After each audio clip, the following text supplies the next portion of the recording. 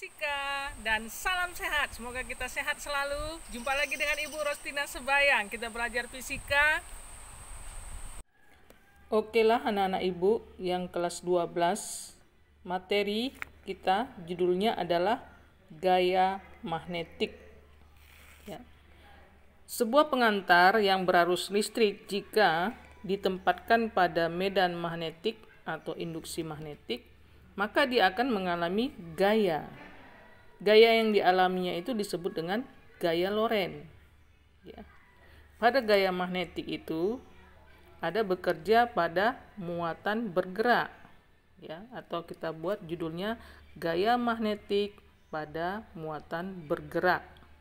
Jadi kalau dikatakan bergerak berarti ada kecepatan. Kecepatan pada apa? Pada muatan.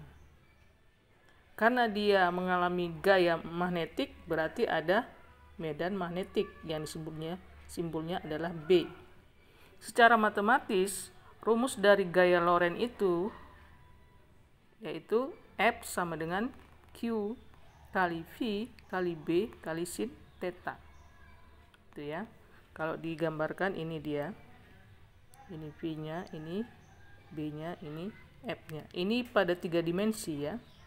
Jadi antara V dengan B itu membentuk sudut. Jadi kalau dikomponenkan atau diuraikan menjadi sin theta. Tapi kalau V dengan B itu tegak lurus, maka sudutnya 90. Sin 90 adalah 1. Ya. Sehingga kalau tegak lurus atau tetanya 90, maka rumus gaya Lorentz itu F sama dengan Q kali V kali B. Itu rumus gaya Lorentz. Nah, sekarang kita mau menentukan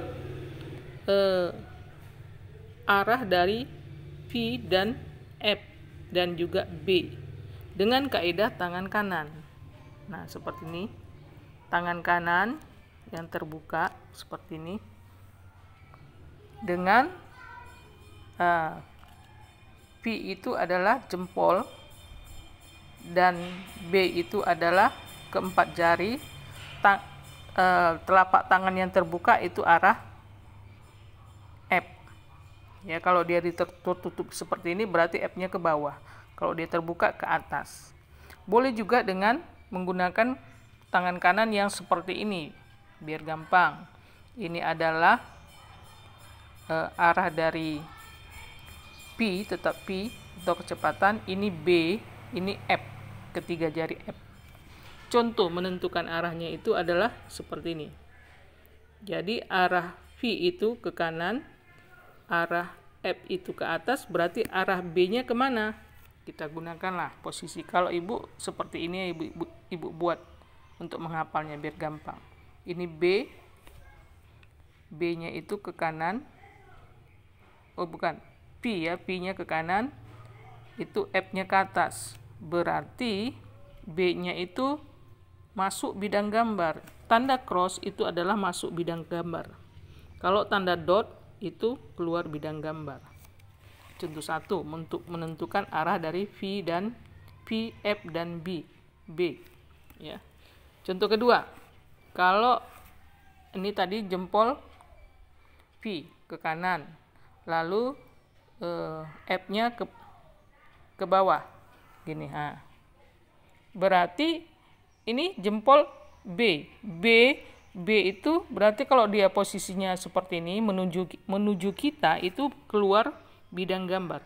Kalau keluar bidang gambar tandanya cross. Nah, ini dia. Dot. Tandanya dot ya. Sorry, ini tandanya dot. Ini dibaca dot. Tadi cross ini kalau dia posisi P dan F-nya.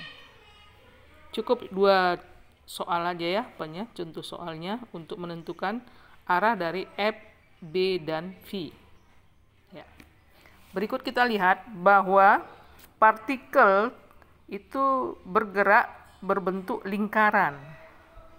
Maka hubungan gaya Lorentz dengan gaya sentripetal itu kan menurut hukum 2 Newton. Hubungannya gimana? Nah, ini dia rumusannya.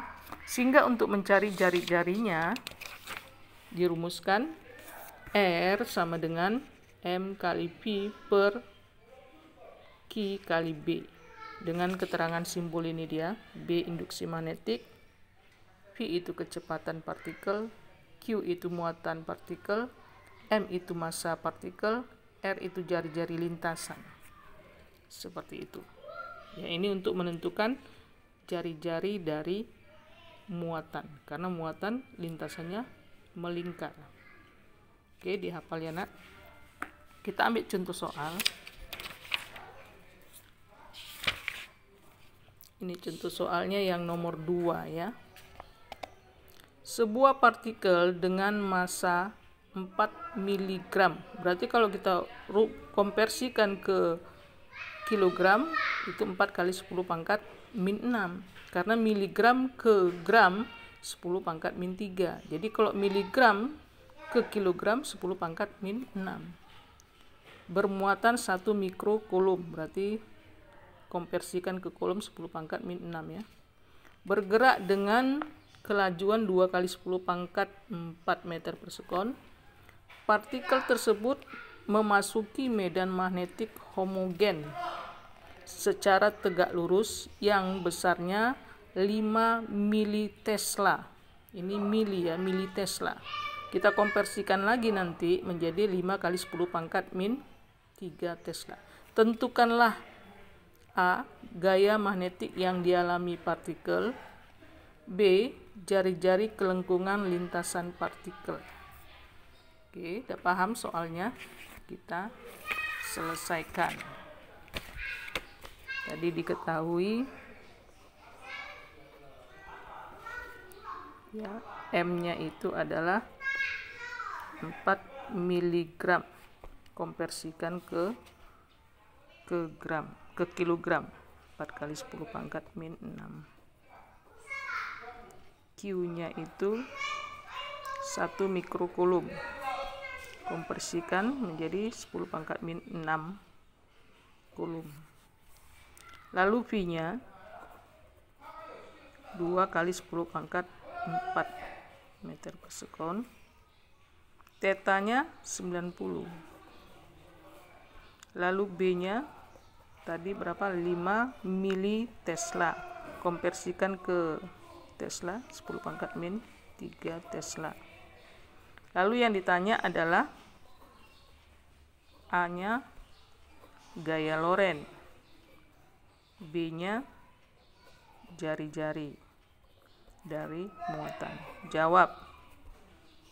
A. Untuk mencari gaya Lorentz tadi F sama dengan Q kali V kali B sin theta.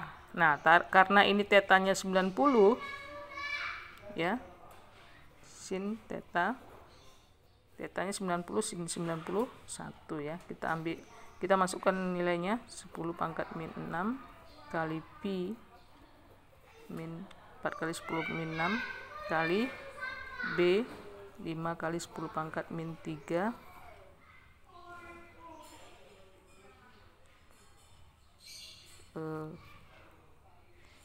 Q-nya tadi 10 pangkat min 6. V-nya 2 ya, 2 kali 10 pangkat 4. Ini salah.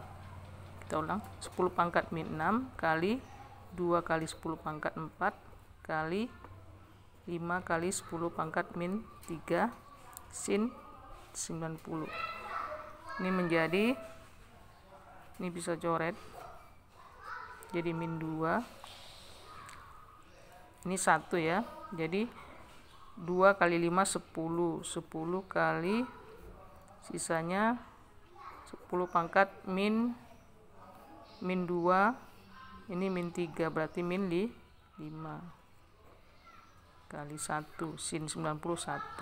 Atau ini ditulis 10 pangkat min 4. Satuannya adalah Newton. Gaya Lorentz Newton ya, setiap gaya satuannya Newton.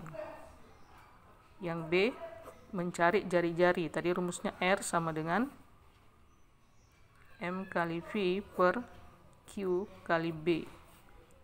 Masukkan nilainya tadi M 4 kali 10 pangkat min 6, Pi-nya 2 kali 10 pangkat 4 per Q-nya 10 pangkat min 6, B-nya itu 5 kali 10 pangkat min 3. Ini bisa coret. Ini nggak bisa coret ya, nak. Ini positif negatif. Itu harus jadi 10. Jadi gini dia, 4 kurang min 3 berarti 7, ya kan? 4 kali 2 8 bagi 5 1,6 kali 10 pangkat min enggak ada min ya, positif tadi ya, pangkat 7 meter. Inilah jari-jarinya. Oke, biar lebih rapinya ini dia.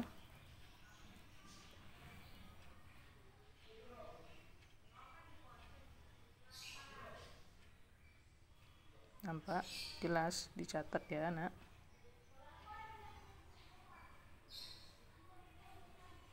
Oke, kita ambillah soal supaya kamu latih. Nanti kamu tulis di komen, tulis nama dan kelas ya. Soal nomor 11. Sebuah partikel bermuatan 50 mikrokulum bergerak dengan kelajuan 2 kali 10 pangkat 5 meter per sekon, memasuki medan magnetik homogen yang besarnya 0,5 Tesla. Jika kecepatan dan induksi magnetik membentuk sudut 53 derajat, berarti sudutnya bukan 90 ya. Gaya magnet yang dialami oleh partikel tersebut sebesar, berarti ditanya adalah gaya Lorentz-nya. Ini pilihannya. Oke, nanti kamu cari di sini, lalu hasil akhirnya kamu tulis di komen, tulis nama dan kelasnya, anakku. Oke, sekian dari Ibu Rostina Sebayang. Selamat mencoba dan selamat belajar. Semangat terus dan salam sehat.